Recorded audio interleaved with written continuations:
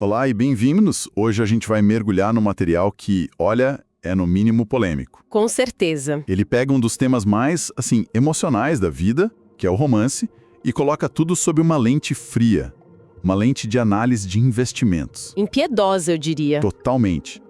A base da nossa conversa é uma entrevista com o economista Aaron Clarey sobre um livro dele chamado O Livro dos Números. E a pergunta central do livro é desconfortável. Muito.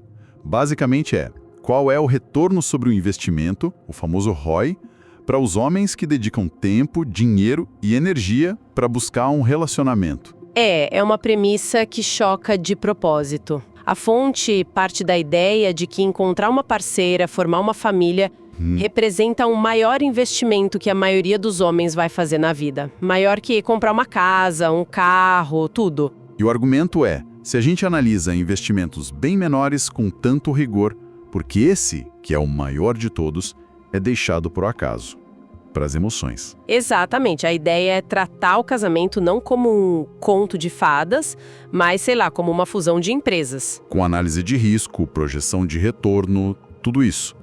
É uma abordagem que, de cara, já afasta muita gente, né? Sem dúvida. O objetivo declarado é tirar o filtro do idealismo romântico e enxergar a estrutura matemática por trás das relações.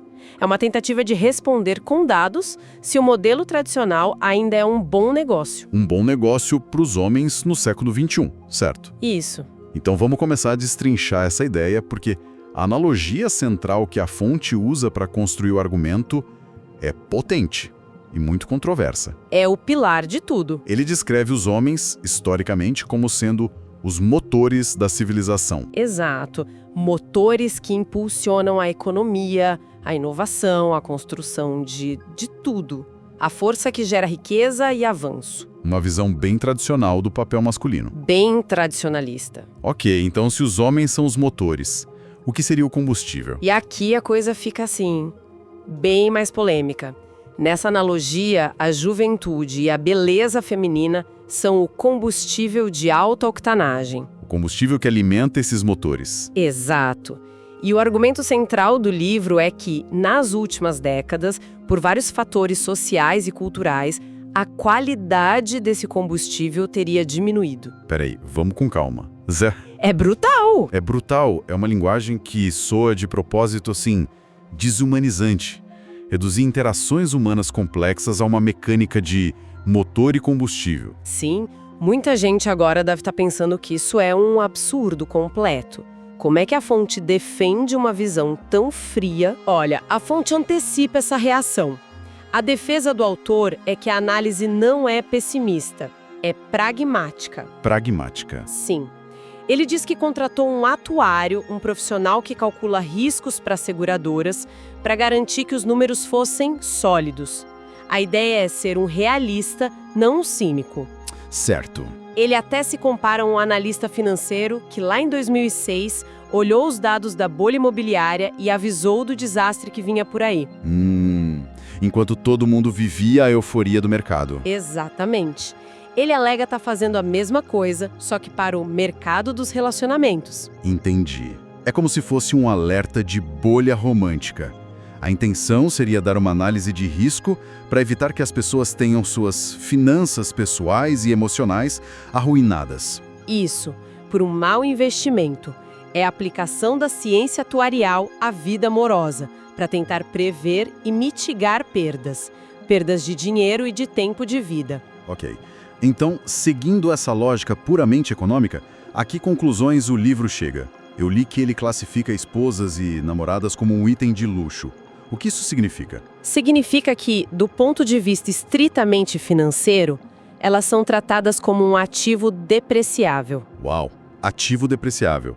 É a lógica de um carro novo, que perde valor assim que sai da concessionária. A lógica é essa. Aplicar esse conceito a uma parceira é intencionalmente chocante. É chocante, mas dentro da lógica interna do argumento, é consistente. O livro detalha os custos de aquisição. Que seria o processo de namoro. Sim, os jantares, as viagens, presentes, o tempo gasto em aplicativos, a energia mental, um custo altíssimo para adquirir o ativo. E depois vem os custos de manutenção, claro. Exato. As despesas contínuas para manter o relacionamento. Mais viagens, presentes, dividir contas, manter um certo estilo de vida. Entendi. E o argumento da fonte é que, quando se soma tudo isso ao longo dos anos, Aquisição e manutenção. isso, e se compara com o valor que o ativo gera, que para o livro é companhia, sexo e status social. E ainda se considera depreciação. A conta para o homem médio simplesmente não fecha. O ROI seria negativo. Se os custos são tão altos e o ativo deprecia, a lógica econômica pura levaria a procurar alternativas, né? Alternativas mais eficientes. A fonte fala sobre isso. Sim, e de forma bem direta. A análise vai fundo na prostituição e nos relacionamentos sugar. Onde um homem mais velho e rico sustenta uma mulher mais jovem. Isso. E a avaliação é de pura eficiência econômica. Como assim, eficiência? Para um homem de alta renda, cujo tempo é o ativo mais valioso, um namoro tradicional é visto como muito ineficiente. São meses, às vezes anos, de investimento de tempo e dinheiro, com um resultado que não é garantido. Certo. As alternativas, segundo a fonte, são mais transparentes. A transação é clara, imediata, dinheiro em troca de companhia e sexo, sem os longos e custosos processos de aquisição. Mas essa visão ignora completamente a conexão emocional, o companheirismo, a parceria de vida, ou ela redefine isso também? Ela redefine. Argumenta que toda a relação é, em algum nível, transacional. A diferença está só na moeda. Na moeda. No relacionamento tradicional, a moeda pode ser jantares, segurança financeira, um anel de noivado. Status social. Exato. Nessas alternativas, a moeda é dinheiro vivo. A fonte defende que essa é uma forma mais honesta e, portanto, mais eficiente de fazer a mesma troca.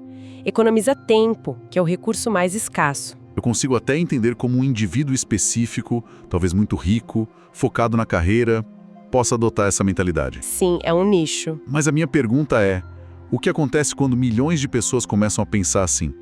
Quais as consequências para a sociedade quando o romance vira uma planilha de custos? E é aí que a análise conecta o micro, a decisão individual, com o macro, o destino da sociedade. Essa é a parte mais interessante. É fascinante. Os dados mencionados são alarmantes. As taxas de casamento nos países ocidentais estão nos níveis mais baixos da história. E, ao mesmo tempo, a fonte aponta um dado econômico crucial sobre os homens casados, certo? Exato. Homens casados são, de longe, o grupo demográfico economicamente mais produtivo. Mais produtivas. Sim, eles ganham, em média, bem mais que homens solteiros e também mais que mulheres casadas ou solteiras. Eles são os verdadeiros motores da economia, voltando para a analogia do livro. E por quê? Qual seria o incentivo que o casamento dá, segundo essa visão? O incentivo tradicional, né? Construir um patrimônio, sustentar uma família, deixar um legado para os filhos. O propósito. O propósito que historicamente moveu os homens a trabalhar mais, a assumir riscos, inovar. A família era o grande motivador. Se esse incentivo some, se os homens concluem que o casamento é um mau negócio... Os motores começam a desacelerar. Exatamente.